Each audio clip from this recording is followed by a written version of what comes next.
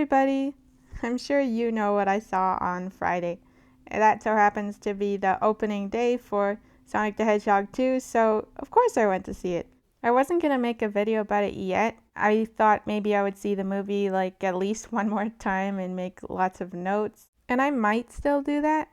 But I was thinking I tend to be really busy, like I'm really committed to working on the Angel Professor right now and getting it launched. And it just seems a bit more unlikely that I'll have the time, at least anytime soon, to make like a really in-depth video about the movie or about the movie's theme.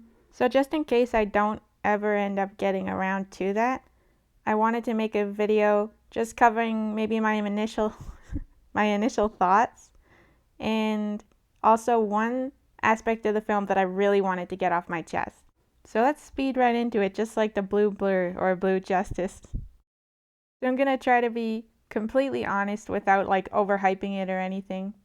I recall I said that I loved the first Sonic movie, and that was largely for personal reasons, but also just because I thought it was a decent film overall, and that was a big deal. Like, a lot of times when they first try to introduce these characters to us on the big screen, they screw it up big time. So I really wanted to applaud the obvious effort they put into it to actually do a respectful job. So if I loved the first movie, then I definitely love the second movie. I think it is a better movie overall. There's just more of everything, and that means there's more of the good stuff as well. I'm not saying that everything about this movie was better. Like, there might be a few things, like small things, I think they handled maybe a little better in the first movie. But for the most part, this is definitely like much more of a Sonic movie, and just a much more entertaining movie, a much more eventful movie. But most importantly, I think there is a bit more of the emotion and the heart that made the first movie stand out to me. So obviously, that's really good in my opinion. Like, I'm so happy they included a lot of things in here. And that's what I'm going to be talking about.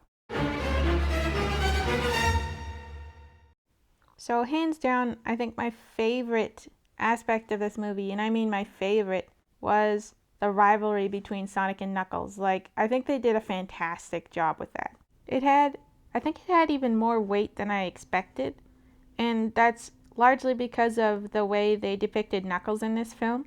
From the trailers, it looked like Knuckles was going to be really intense, like possibly too intense. I didn't really want to doubt it because it just looked so cool, but maybe subconsciously I was a little bit worried that Knuckles would be so intense, so scary, that it would be jarring when he inevitably joins Sonic.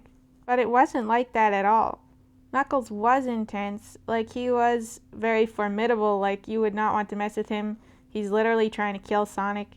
But they also showed other sides of this character, and they did a really good job of keeping those things consistent throughout the film. So he was just a really believable character to me. The most significant other side we see of this character, I think, was surprisingly like a sensitive side. Knuckles is honorable to a fault, perhaps.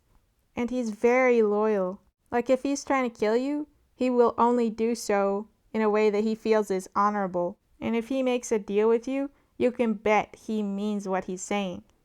But it's almost as if Knuckles sees forming an alliance with someone or making a deal as actually devoting yourself to that person, not just your services.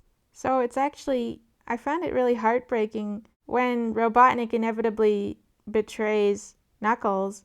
Knuckles isn't like, "You dirty backstabber." He's like, "I thought you were my friend."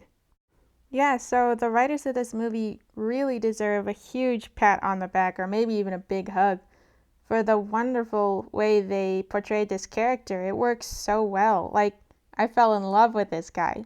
But another reason the rivalry between Sonic and Knuckles works so well is because they each have such clear motivations. Knuckles is trying to retrieve the Master Emerald to restore order, to restore honor to his people. But he's also really bitter and angry towards Sonic because his tribe went out to capture Sonic since Sonic was the key to finding the Master Emerald. But because they were overpowered by the owls, his entire tribe was killed that day, and Knuckles is the only one left. But on the other hand, Sonic is trying to find the Master Emerald because his mother Longclaw wanted him to protect it if anything happened to her. And obviously she was killed the day that Knuckles lost his tribe as well. She was killed by an Echidna warrior, and maybe all the Echidna warriors died afterwards, but Sonic didn't know that. So as soon as he sees another Echidna warrior, he's like disgusted. Maybe he even hates him. But the main thing is, naturally, Sonic has an aversion to this particular race of creatures. Now, have you ever watched a scene in a movie and you saw the look on the character's face and you immediately felt as if you knew exactly what that character was feeling just at that particular moment? There was definitely one scene in this movie where I felt that so strongly, like it was almost a sickening feeling, like a realization, like, oh my goodness, I know exactly what this feels like. Unfortunately, I couldn't find the scene anywhere online, so I don't have any images from that particular scene, but I'm going to sort of describe it for you. So there's this scene where Sonic and Knuckles confront each other. Sonic confronts Knuckles saying that his people have a habit of showing up and ruining his life. Knuckles takes this as sort of a sick joke because he's like, you have no idea. It's like, no, that's exactly what you did to me. And for the first time ever, Sonic hears Knuckles' side of the story. Knuckles did lose his entire tribe, but he also lost his dear father. Sonic, of course, watched his maternal figure get shot, and she seemed to be the only person he had. So in that moment, we see a look come over Sonic's face, like his entire countenance changes. He was so angry and bitter a moment before, but now that's just completely gone, like there's no trace of that. Sonic knows exactly how Knuckles feels, and because of this, he can't continue to hate him. He can't be angry with him. He can't even fight him in this moment. Like, he just stops, he steps back, he raises his hands. We both lost everything that day.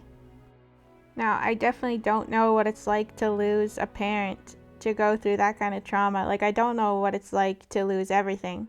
But in that moment, I realized that I do know exactly what it's like to understand how someone feels, like to see their point of view and have it resonate with you so strongly that it completely changes the way you see them. Like, even if a moment before you found them unlikable, like maybe unkind, or just hard to deal with, someone you're not comfortable around, but then you're hit with how they feel and you know what that's like, and it's just, it breaks you. You can't hate them anymore. You can't continue to be angry with them, or at least not to the same extent as before. Because if you do, you're not just hurting them anymore. Now you're hurting yourself as well. So in that moment, in order to save yourself from even more pain, you have to step back and give them some understanding and some grace. I think this is one of the things that makes being an empath really hard, but also really powerful. It makes it hard because you're subconsciously maybe thinking too much about how everyone else might be feeling. And on top of how you're feeling already, it's just way too much. Or at least it can be a lot of the time. But it also makes a way for you to connect with people and even be kind to them when it seems almost irrational or impossible to do so. Like, Knuckles was trying to kill Sonic, but he still had compassion on him in that moment, like he couldn't help it.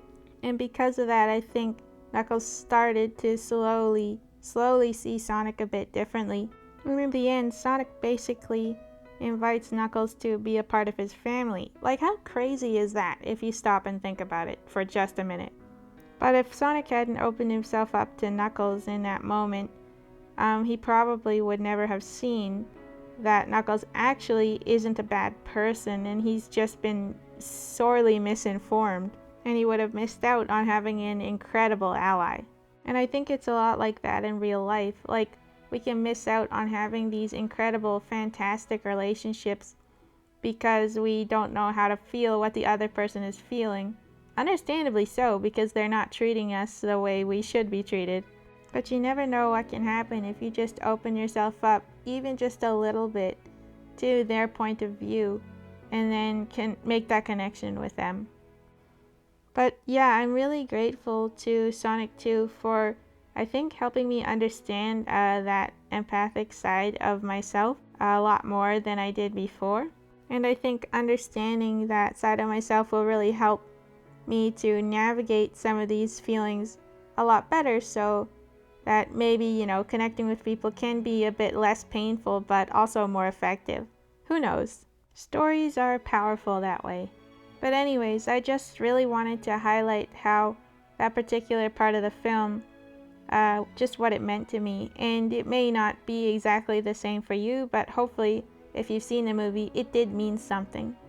Anyways, I love you guys. Thanks so much for humoring me and listening to these strange little rambles. I love you. You are awesome. I'll talk to you again another time. Okay, bye.